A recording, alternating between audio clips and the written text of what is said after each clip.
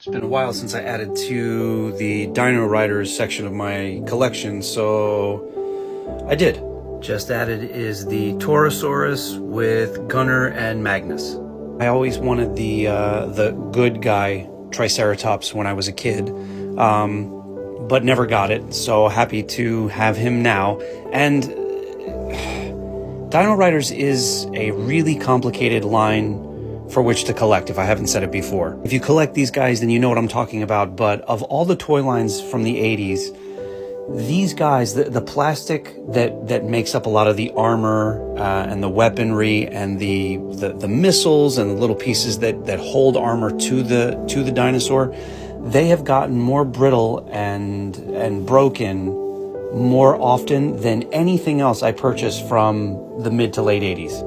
Finding anything from the Dino Riders line that's complete and unbroken is next to impossible. And if you do find it, it is incredibly expensive, and something will probably crack as it's being shipped to you. It helps if you're not a completionist, which I thankfully am not. I'm not after anything I purchase. I'm not after absolutely completing things 100%. I'm more about the nostalgia, the sentiment behind the toy. I just need enough of the thing for it to be presentable to remind me of that perfect time in childhood. Anyway, so Gunner and Magnus here came with the Torosaurus, and this dinosaur and these guys came out in 1988. But the main attraction with this guy is the kind of iconic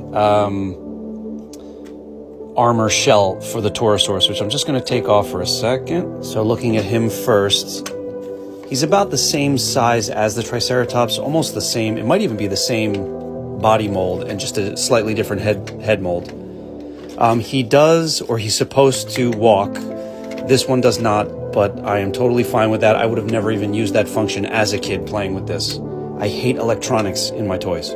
And the shell that I just lifted off the dinosaur so easily was held onto the dinosaur with just a rubber band underneath the belly of the dinosaur, which is why I'm going to use this. The one obviously broken bit on this one is this side rail thing, which is a notorious piece for this particular Dino Rider. These things are always broken on this guy, but luckily mine sort of just holds on there for display purposes well enough.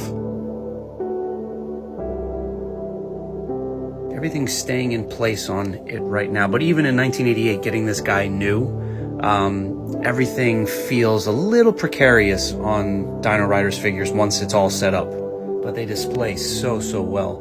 So if we turn him around delicately, on the back there are these two little gunner stations that do rotate. The little red bits have broken off of 3 of the 4, but again, that's really common with Dino Riders.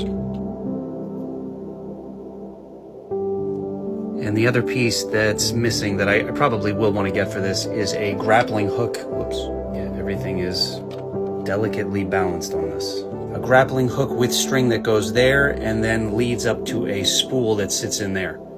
And this folds up and down too, I think, yeah. And the main attraction for all of this is, let's see if I can get this to open without messing anything up.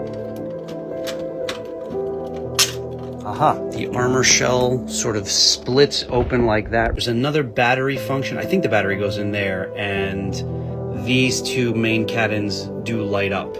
So yeah, there's a lot to Dino Riders toys, and there's a lot that can go wrong with them, but as a collector, they are best when they're just sitting on a shelf and everything is staying where it's supposed to be. If you can manage that, then Dino Riders are an awesome addition to an 80s toy collection.